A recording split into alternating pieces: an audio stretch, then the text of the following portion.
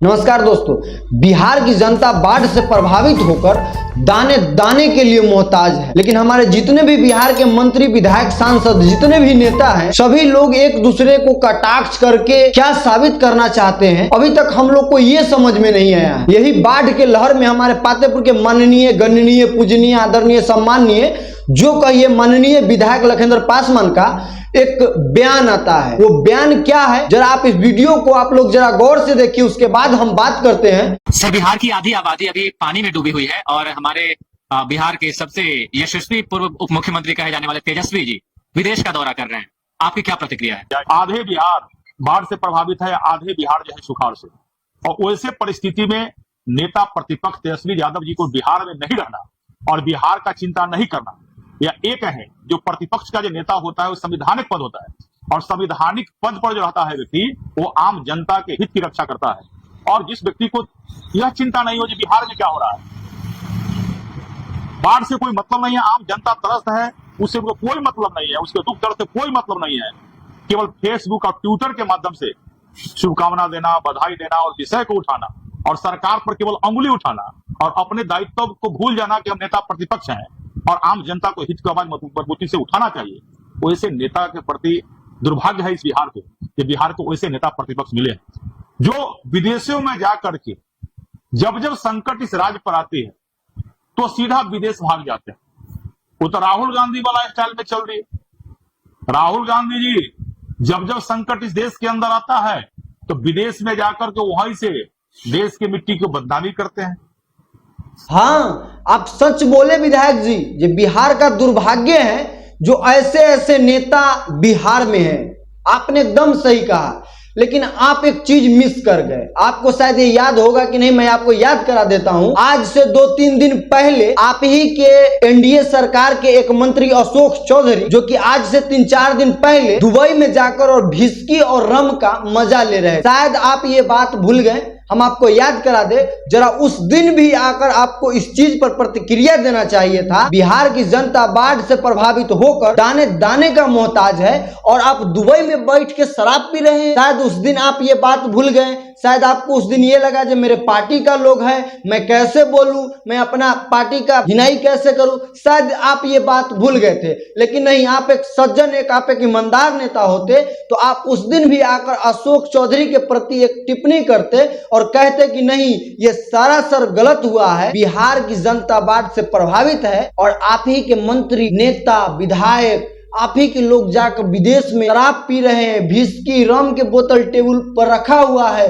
और वहां से सेल्फी खींच करके बिहार की जनता को जलाने के लिए भेज देते कि डूबते बिहार के तबाही का मजा लीजिए, दुबई में शराब का मजा लीजिए। मैंने पहले ही कहा था कि नीतीश कुमार के शराबबंदी से सबसे ज्यादा दिक्कत उनके सो कॉल्ड दुलरुआ मंत्रियों को ही है।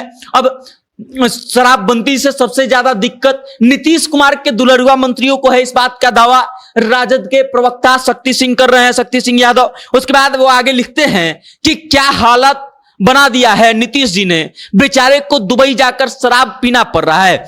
उसके बाद आगे लिखते हैं शक्ति सिंह यादव कि महाशय बिहार के भवन निर्माण मंत्री हैं, बाढ़ में कई भवन बह गया है, लेकिन उसके खुशी में मंत्री जी शराब पी रहे हैं और बिहार वासियों को चिढ़ा रहे हैं। उसी दौरान पत्रकार ने लखेंद्र पासवान से एक और सवाल किया कि नीदरलैंड, रूस जब अपने समुद्र का पानी रोक सकता है तो क्या बिहार इस बाढ़ को, पानी को नहीं रोक सकता है? तो विधायक जी ने क्या कुछ जवाब दिया, जरा इस वीडियो को आप गौर से देखिए।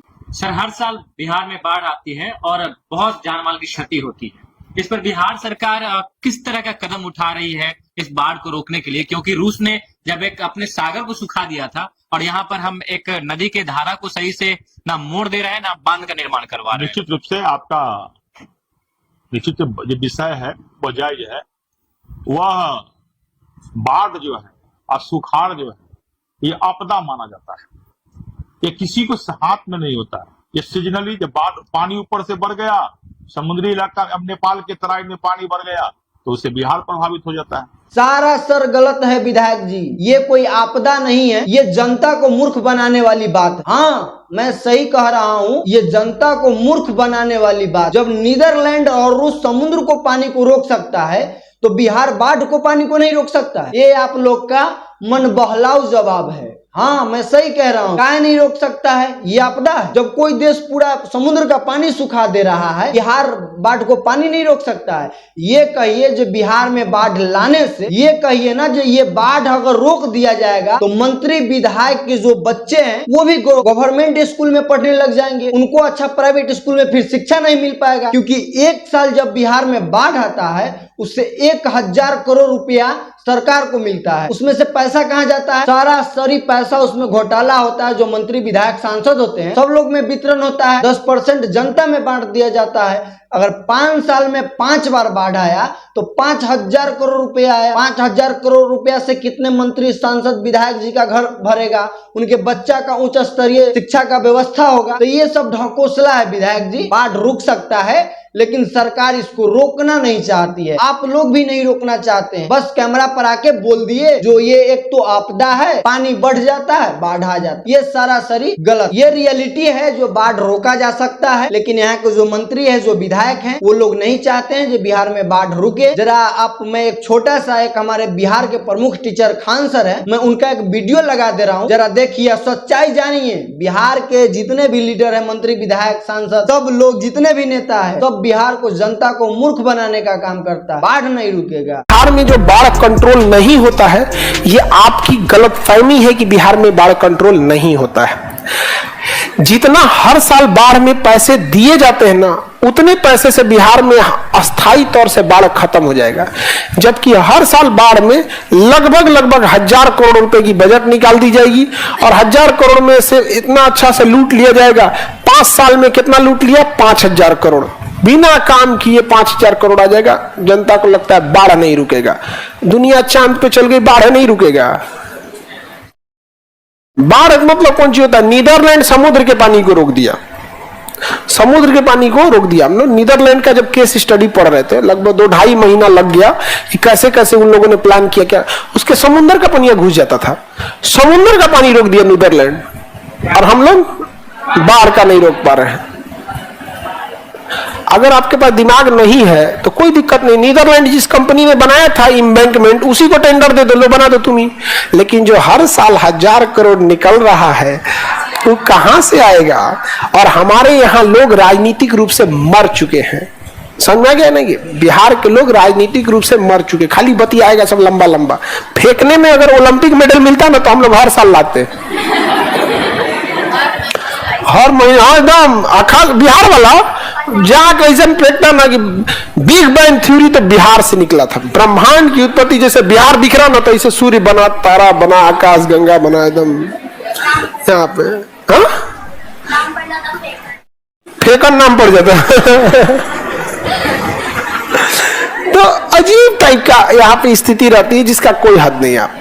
आप लोग में बहुत सारे बच्चे कोसी क्षेत्र के होंगे। अभी वहां एरिया बर्बाद होने लगा। जमीन की वैल्यू एकदम कम रहती है। बाढ़ के 72 एरिया की जमीन की वैल्यू, कोई जमीन जल्दी खरीदता नहीं कि दह जाएगा, 73 हो जाएगा। ना वहां कोई अस्थाई स्कूल बनेगा, ना हॉस्पिटल बनेगा, ना फैक्ट्री बनेगी। कौन स्कूल हम ऐसे जगह पे कोचिंग चलाएंगे जिसमें 6 महीना पानी घुसल रहे? दह जाओगे लोग। बाढ़ के लिए आप कुछ नहीं बोलते हैं। हम तो दंग रह गए जब हम बोलने गए और ये सारा प्लान लेके नीदरलैंड का जो केस स्टडी किए तो देखने गए, तो हम देखे कि पहले से उन लोग के पास वो था। नीदरलैंड की केस स्टडी जैसे रोका था वो पहले से था। और हमसे एक बड़े अधिकारी मुस्कुरा के बोले थे कि आपको क्या लग रहा है, हम लोग नहीं कंट्रोल कर पाएंगे।